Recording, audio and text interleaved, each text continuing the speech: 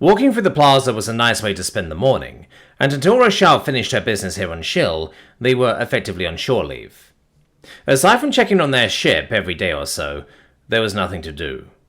The little cutter out in one of the military berths was shut down, sealed up, and local maintenance had been over it with a fine-toothed comb. Routine maintenance took exactly no time at all, and Roshal hadn't messaged in days. That, and the abundance of time on their hands to do some of their favourite things, and through dragging Milk out of a bar, literally kicking and screaming, had been par for the course for their first night out. The rest of the time she seemed content to hang around and generally blow off steam. Ryan Cookie Kennedy liked sightseeing, and there was plenty on Shill to appreciate. Millennia of grand public works, sublime temples and majestic parks dotted the capital of the Shilvanti Imperium, but they had set today aside for shopping. When you were out on deployment, it was an unwritten rule to pick up things for the rest of the squadron, and he needed some scale cream for slivers. Orinka Plaza offered enough music, food, and shops, catering to things for all species to be worth the stop. Being a vast artificial mesa half a mile in the air, he could also appreciate the view. He also loved the company. Sightseeing was better when shared, and his partner was his best friend. Also, as a guy alone, the boisterous redhead kept hopeful or handsy locals at bay. The conversation, on the other hand, well, at least in English, there wasn't the risk of scandalizing the locals. Unfortunately, shore leave had not met all of Milk's needs. Irene Milk McDermott was horny, and when that happened, she got talkative. It meant having that conversation again. Fortunately, Milk had rules. As a good Irish Catholic with overtly violent tendencies, at least she stayed away from anyone married. Just now, she was running through the available guys.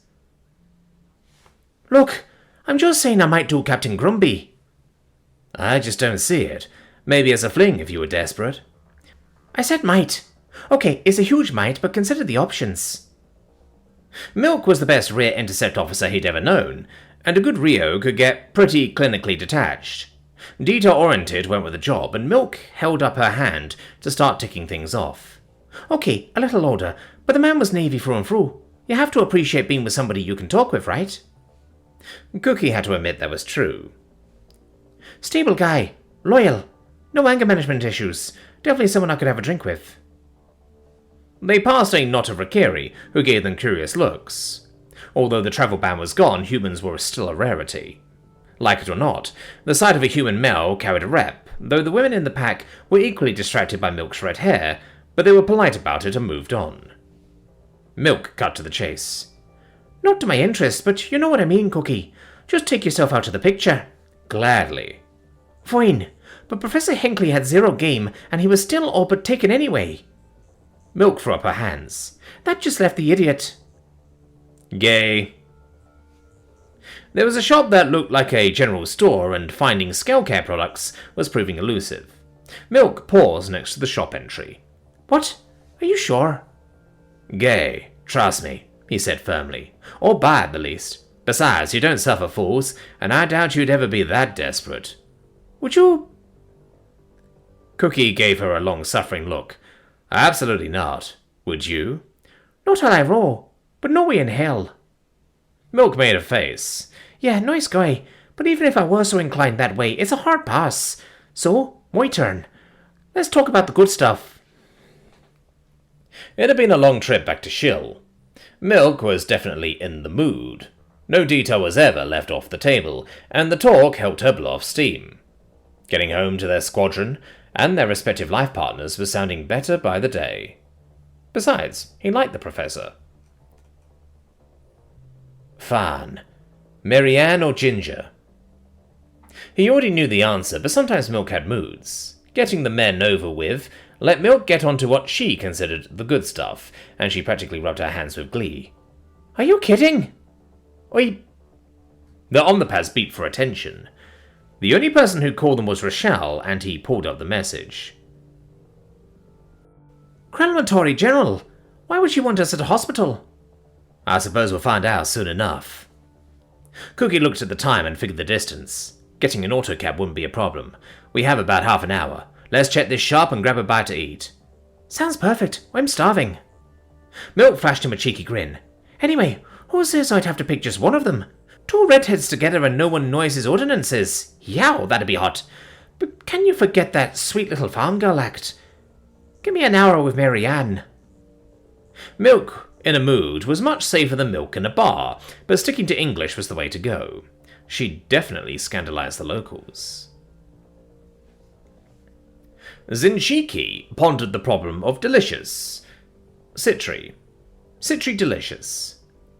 It was a difficult thing when the concept had to become intertwined with personhood. It made proper language grow fuzzy. Right now, she needed to see things clearly, and that meant framing things properly. Citri/delicious was a person.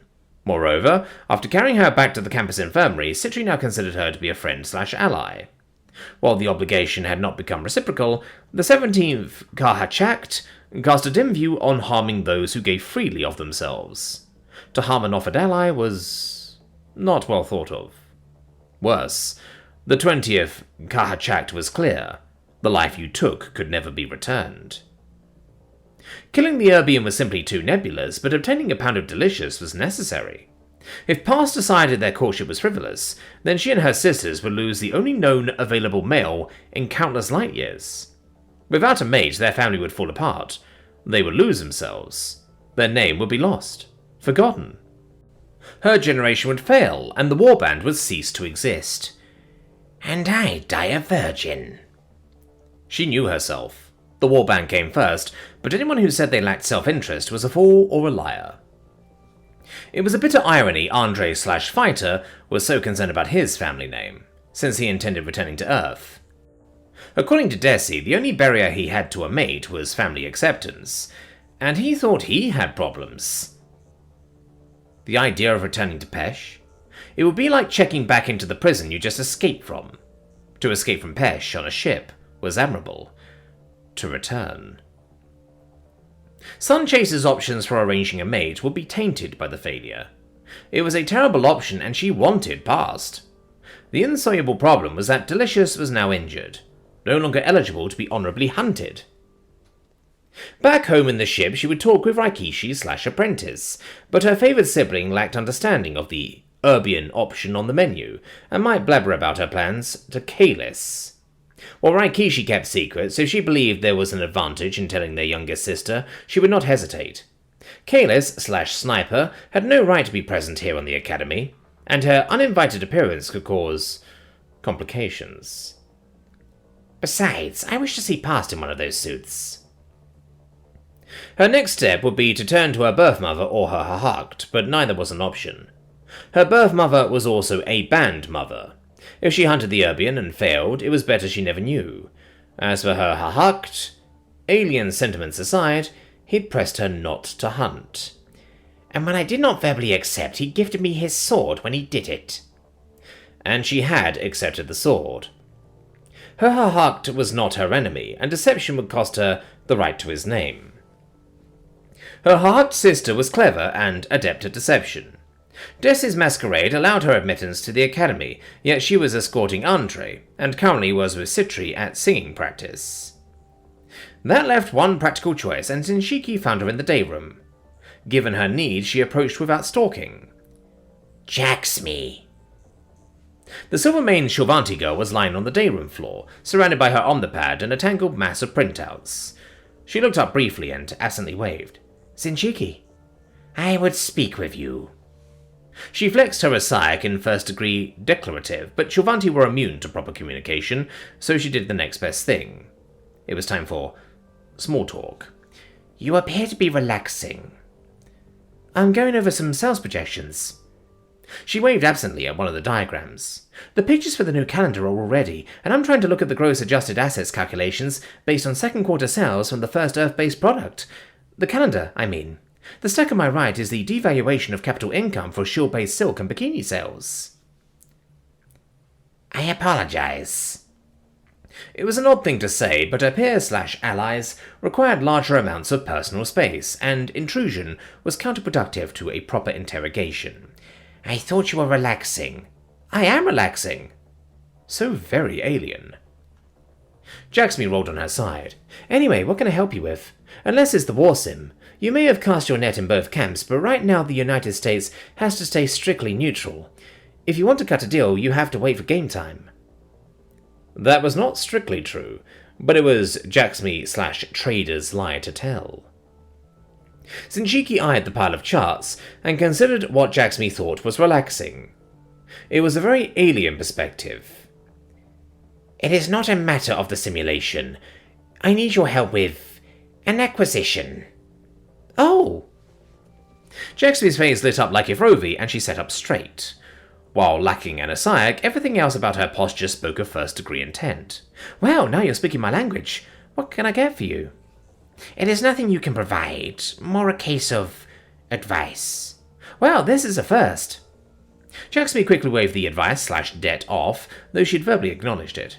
Anyway, happy to help. What's on your mind? Always gregarious, Jacksme cocked her head to the side. Zinchiki found the mannerism intensely aggravating. Often she had said the most reasonable things, only for every one of her peer/allies to look like they were in danger of toppling over at the neck. Exposing their jugglers seemed affectionate, but the gesture held a vastly different meaning for Shivanti. I wish to acquire an asset. To do so, I require the correct... Words failed her, but Jacksme was astute as a trader. So, you don't have the medium of exchange to complete the transaction? Honestly, it was almost like talking to Raikishi. That, she nodded. It was best to be definite about such things. Raikishi would go on for hours, and nestled in her sea of reports, Jacksme looked willing to share. Zinchiki suppressed a shudder and focused. After all, asking Jacksme was incurring a debt. Okay, fine. So I'm guessing you don't need credits. I know you have this whole obligation thing going, but after help with that... thing at the stadium, no one would say no to a reasonable disbursement of... I do not require credits, she said flatly. Jacksme canted her head again. For what I want, proper negotiations require... How would Raikishi say it? Contracts for the family were a Pathfinder's business. It needs a competitive aspect. It is a matter of showing effort. Ah, surety. Jacksme took up her on the pad and looked moved by a desire to explain. That incurred another minor obligation, and Zinchiki felt the situation slipping through her claws. Okay, so how valuable are we talking? Is it a unique resource, or can you get it somewhere else? Past was a unique resource. No. Alright, so you want this one thing. Don't worry, I won't ask, but do you have other options for competitive bargaining? That was a valid question. As injured prey, she could not hunt Delicious in single combat, but Delicious was not here alone. She was here for a team competition, and that meant... She was rapidly going in debt to Jacksme, and it was best to walk away now. Still, there were the proprieties. Thank you. It verbally acknowledged her obligation, and it was best to retreat before matters reached the levels of a dinner invitation. Raikishi would never let her forget it. Sure, any time. Glad I could help? Jacksme bit her lip and canted her head. Again. See you in class.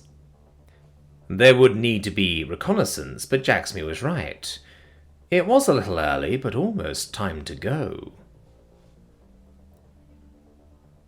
1938 was not what Tom had expected, but neither had the turn for 1937.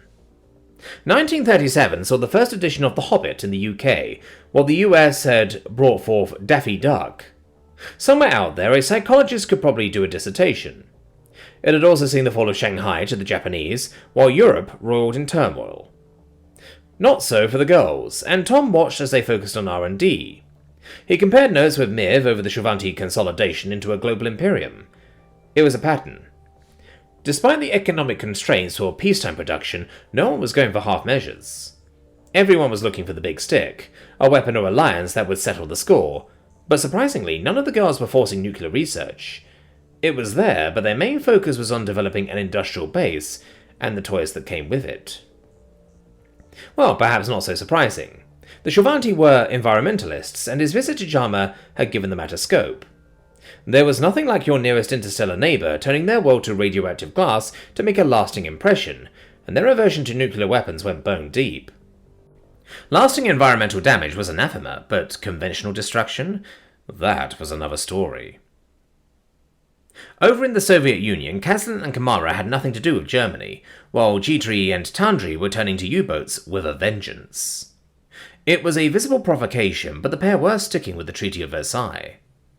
It also masked their heavy spending on aviation and rocket tech.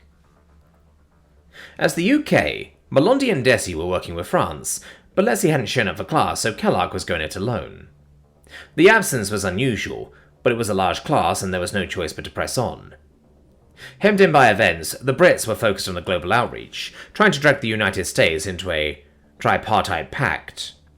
Saphir and Jacksmy were all for it, but the program held them back from committing real resources. Hobbled by the recession of 1937, all that came of it was a bloodless version of the Lend-Lease Act. Lark built her Maginot Line against Germany and Italy, then carried it across the Belgian border. The extension carried a heavy cost in diplomatic points, hobbling French cooperation with the UK. As Italy, Sinchiki and Desala continued playing both sides, pleasing no one, but hidden in their orders, the pair seemed to be leaning toward England. Their tech exchange with Germany was holding up for now, while they focused on expanding their industrial base. Looking east, they kept a careful eye on the north. Germany was still investing most of their diplomatic points into Austria. The Anschluss with Austria was right on schedule, and Europe carried on. The real anomalies were in Asia. Prindi and Saizan were running the Empire of Japan. He seen Prindi around Lark as the pair were friends, but Saizan was one of the IOTC girls. He didn't know either of them personally, though the IOTC class promised all manner of fun. Don't go looking for bad news. It can't be worse than marriage fundamentals. The pair were talking with Germany. Japan was locked on a historical hunt for raw materials and resources. Less obvious was their focus on logistics. Historically, the Japanese focused on building a fortress empire, securing every island and turning them into garrison citadels. But the island empire wasn't in the offing. Perhaps it was talking to Gidri. The girl had done some research, or they were just being Chuvanti. The Imperium is spread across the galaxy, securing strategic locations, in a hub-and-spoke style of expansion. A sector capital would be colonized, and smaller outposts were spread out, unless a suitable substitute presented itself. The Chuvanti presence on Earth was there to stay. Regardless, Prindi and Saizan showed no interest in spreading themselves too thin. The pair doubled down on their presence in Manchuria, used their diplomatic points to mollify the United States and Europe. Rather than invade, they were sitting back to watch China. Admittedly, there was a lot to watch. An IOTC girl named Veris was running the RNG faction of the Chinese government, while Prasala ran the KMT. He didn't know Veris, but Priz wanted to become a doctor. What he hadn't appreciated was that when the girl set her sights on something, she didn't let go, and she'd set her sights on taking China. Embroiled in conflict from the start of the sim, Veris used Japanese restraint to lash out with a brutal assault across the KMT lines. Invariably sunny and good-natured, Priz responded with a furious series of scorched earth raids and RNG stockpiles of food and supplies, before withdrawing her forces unscathed. In weeks, Shenzi and Honan were laid waste. The actions cost Priz dearly in political clout, but soon every move by her forces formed tidal waves of refugees that bottlenecked Veris and consumed her supplies. Numerically superior, Veris' forces became easy prey when they fell out of supply. Veris and Priz locked horns with no shred of restraint. Historically, China had been a series of massacres, but here, China devolved into a bloody charnel house. But now it was question time. 1938 had been an interesting year. Germany had discovered nuclear fission. Germany had incorporated Austria and doubled down on its persecution of the Jews. Superman made his first appearance, and Orson Welles' radio adaptation of The War of the Worlds caused mass panic. Unsurprisingly, there were questions and laughter about the last one. Then, Zatara Giserius raised her hand and did surprise him. The war game was important to Andy. It seemed absurd that a boy would be so enamored of a war, but there it was. Andy was a prince of his people, and his people defined him. That was fair enough. After all, her family name had all but damned her. Certainly it had defined her prospects. Many opportunities were based on people's perceptions, and hers had always been brutally limited. Her chances of making her way in a career, in a marriage, and in forging connections had always been constrained by the acts of her ancestor, even her choice in schools. The irony was that while she was happy at Rhythm now, it was entirely due to Andy. If not for his appearance, would she have come to know Kalayan Sitri? She had pushed her grades to have even a tiny chance at a career, despite her name, but she'd only dared apply at Rhythm because she was certain her name would damn her here at Empress Erika's Academy for Young Ladies. While she loved Rhythm academically, most of the girls there treated her like dirt. But here, yeah, she'd gotten a look or two from the Elle sailors, but that was all. The Elle offered noble girls the best based on academics, and anyone inclined to stand on their house name was shown the door. Sure, now I have good people in my life, but before Andy? Species aside, he's beyond anything I hoped for. My family would have arranged some kind of marriage, but a boy who never cared about my name? One at home on the water? I'm happier than I ever thought I'd be, but it was a long road. There are still all those girls back at Rhythm who are absolute bitches. The academy was the course not charted. Given the academic requirements, it would have been close, but she never applied. Life had worked out, but what if Andy hadn't shown up, or been the kind of person he was? She entirely understood his connection to his family.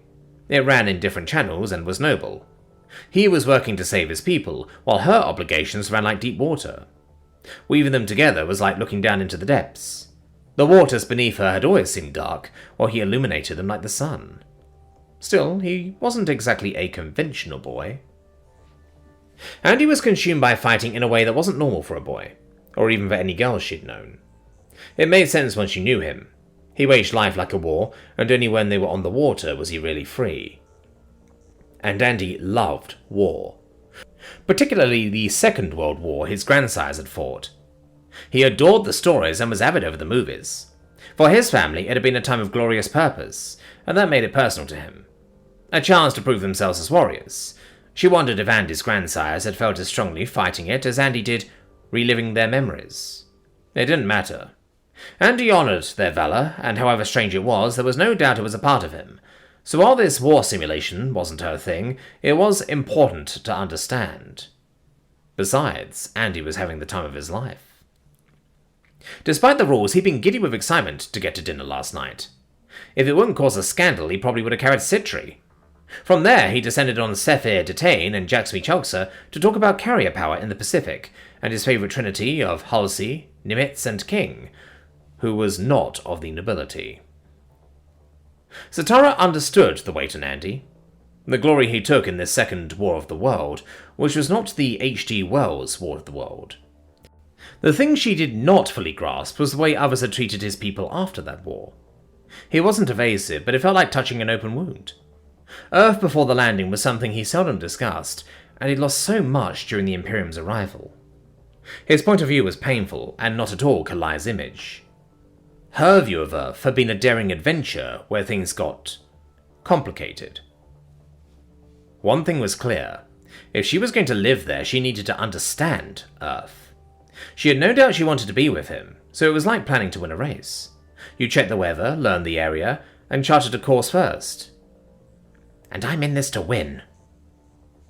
The Yale girls were meeting all sorts of humans. A whole family of them had just visited, and a girl stayed behind to take a job here in the capital. Maybe there was some way to meet her. A human girl's perspective, one with Shulvanti family no less, would be valuable, but the Yale girls got vague whenever she asked about Hannah McClendon. Second best would be meeting Liam Klassen. He would be at the ball and was all but married to Beldra and Priss. He enjoyed dancing, very boyish, and talking to the three of them together would be good. Still, it was the ball. Taking their time during the session would be an imposition. Perhaps if she explained her interest, the girls might be accommodating. Still, it was asking a lot and leaving things to the very end of their time here. She'd faced enough prejudice at Rhythm, and she needed to know what she'd face on Earth. That left right here and right now with Professor Warwick Pelavon. After all, it was question and answer time, and did she ever have a question?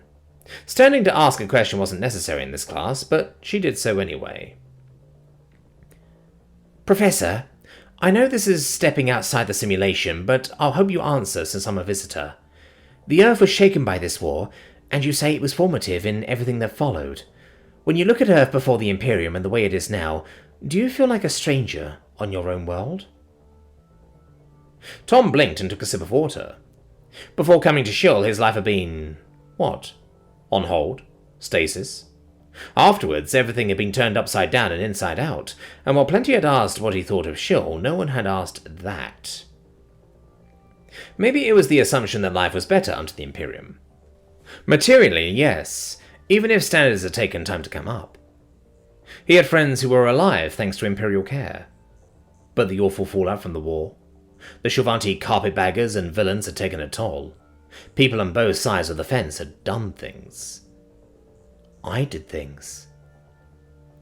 There had been desperation and fear and misinformation and misunderstandings, but materially, once industries were upgraded, once the Empress made humans citizens and fair wages came in, once imperial healthcare became common, yes. But that wasn't the whole story, and no one had asked. Well, I'm glad you asked an easy question. There was nervous laughter, mostly from the IOTC girls. His girls? Well, they were all his girls now, even if he didn't know the IOTC class yet, but his girls were largely silent. Desi looked quietly angry, while Melondi looked at him with quiet expectation, giving away nothing. Fine. Things change, Tom offered, trying to galvanize his thoughts. I started this class when the human industrial age began, but there's so much more to history. People look at it like one big canvas called the past, and don't see it as layers. That the people living in any given time had their version of the past, and our today was a blank canvas of the future. A great event around that time was the American Civil War, and a popular phrase was that someone had been to see the elephant. He paused to explain. An elephant is a large land animal with a long nose, a huge body, with thick, stumpy legs, and a very thin tail.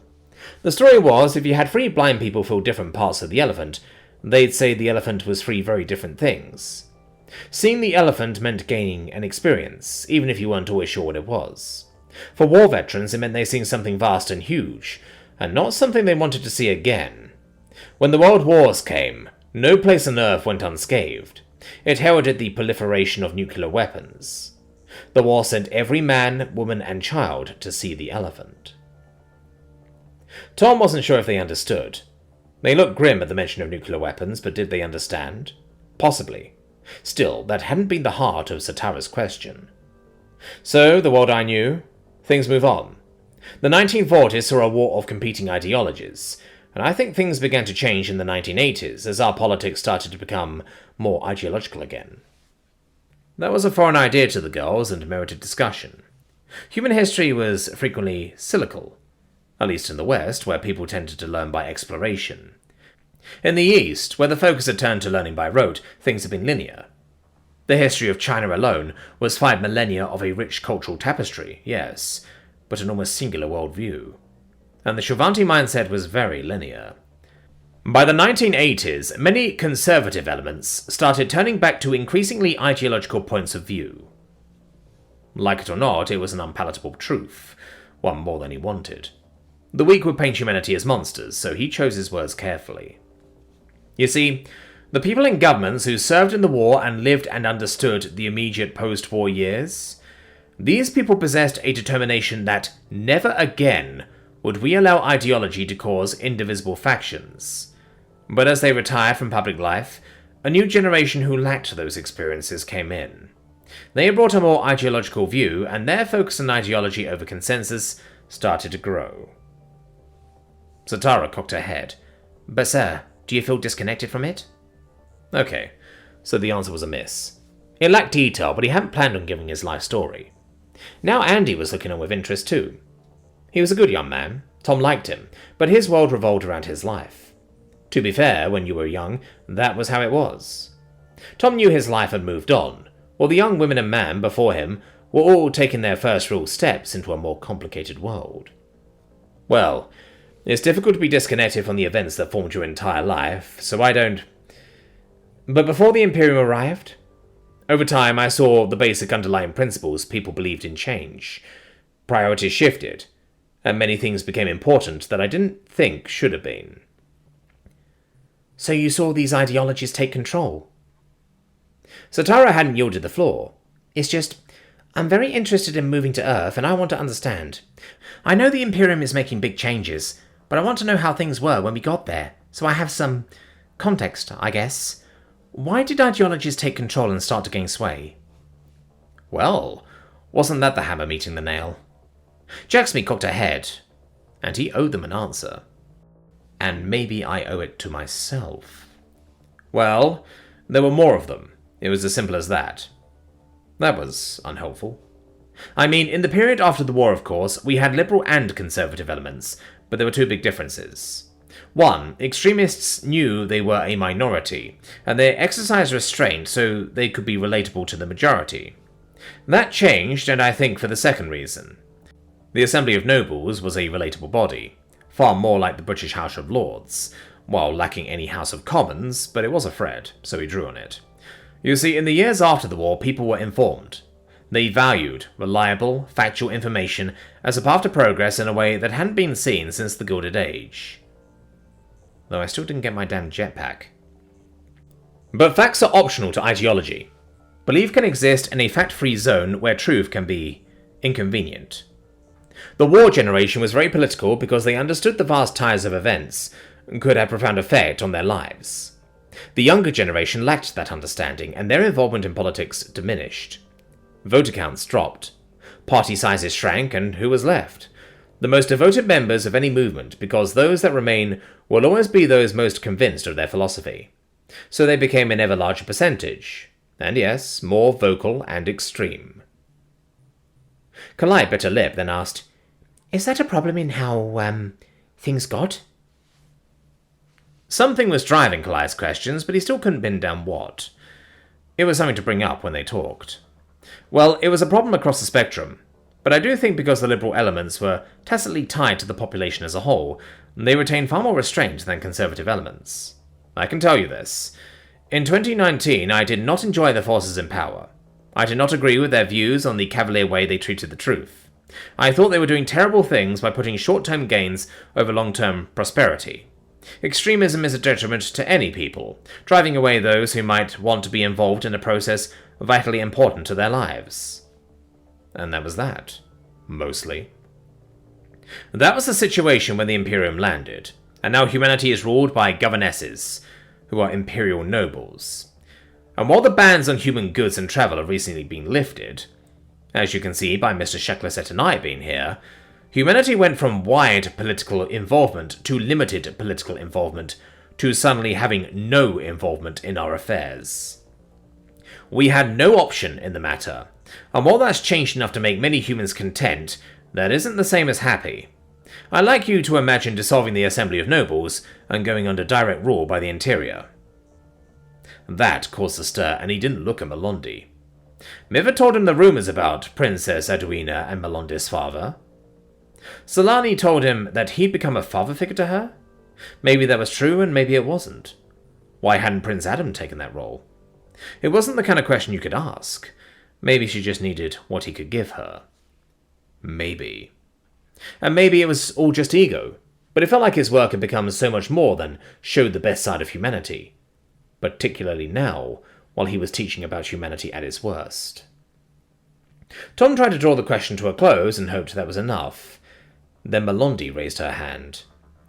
As a teacher, there were no unwelcome questions, so when you were teaching a war dissolving into horror, you didn't balk. You certainly didn't show your misgivings. Yes, Miss Melondi. Tom looked, and her Melondi face was nowhere to be seen. The young woman in the second row was grimly focused and utterly intent. "Sir, the Empress and the Assembly ensure continuity, a stability that works to prevent extreme swings in imperial affairs. Why do you think social mobility is important?" Well, bugger. Really hope to have this talk in a year or two. I think imperial politics reflects the views of a narrow part of the population. One reform Caesar wanted was to include members of the conquered provinces in the Roman Senate. The move might well have been Rome's salvation. While senators called Caesar a tyrant, that action more than any other spelled Caesar's doom. Tom looked at Kaliratesu, and she gave away nothing. It's you, Warwick? If I wanted to destroy my credibility, here it is. Who needs Nazis? I think it's vitally important whether the people in power have the ability to do the job. But also, and I think this matters, whether the people in power can empathize with the people. When people are in difficulty, if those in power can understand what they are going through, then they're far more able to help. If Kalira wanted this talk, it would wait. Not so long as he thought, but not here and now, in a room full of the junior Gestapo girls' team. It was time to move on, and Tom saw his opportunity. What would you say to that, Mr. Sheklisette? Thoughts chased across Andre's face, and Tom waited. He was clearly considering his answer. The question becomes, what is it you hope to accomplish? Thinking along the lines of the argument for coalition building and incorporating representative democracy, how protections built into the US Constitution mitigated tyrannical... The wonderful thing about the classroom was the acoustics. Tom was almost positive he heard the sound of a kick when Andy jumped, and there was no mistaking the warning looks from Satara, Al, Citri, and Kalai. Al sat to his immediate right and was studying the wall map as if it was the most important thing in the room. Andy shot her a chagrined look, then coughed. What I mean to say is, it boils down to what you believe is the role of the government, and to whom you are investing the power of the state. In the nation the size of the empire, issues affect trillions of lives, and quintillions to sextillions of credits in economic activity. Do I, as a citizen, expect that my birthright, having overlords care about or even know of my existence? Of course not, and it'd be vain stupidity to think they should. I'm just a number, not a person. Over the prior months, Tom had come to know and adore his girls. The IOTC group he didn't know at all, but regardless of group, the algos went blank to a woman. Sinchiki carefully pushed her aside out of sight. Down in the front row, Malondi casually bit her lower lip. Note to self, do not teach her poker. In the uppermost row with the Risen girls, Andy looked around at the silence.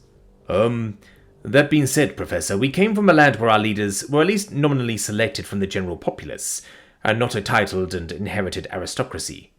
The very nature of social permeability made for less gargantuan hurdles for talent and motivation to be the drivers of success. It also meant our leaders had to at least try to understand and empathize with us in order to be invested with political power. The nice thing was we could fire them if they stopped doing their jobs to our satisfaction.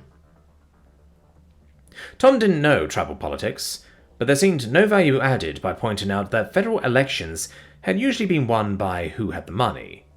Mudging the waters wouldn't help discussions on popular representation with a princess. Maybe that was just as well, given how bitter many of Andre's experiences had been. Tom considered the morass that had been 21st century politics, given how tribal it had become. He looked at Andre and considered the irony. He didn't want to explore the failings of the creaking artifact called the Electoral College. In almost 10% of American elections, the popular vote had still lost. How young had Andre Sheklisette been during the invasion? The boy was astute, but his convictions over those years weren't tempered by experiencing them as an adult. No, in my tribe, leaders aren't aloof, untouchable, unassailable, personless names. Men and women are leaders by acclaim, because they get in the canoe and pull with everyone else. We know they're not there for a photo op. They're there because they're doing the work and because it's their community too. The people don't serve our leaders. Our leaders serve the tribe. The word the Americans and the Shill call governance is called the work of the people in Salish. Andre looked around.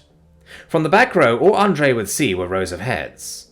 Tom and Sinchiki were the only ones in the room who weren't some level of nobility. Love your convictions, but damn man, you need to read a room. So yeah, I don't trust any leader who isn't there to put in the work.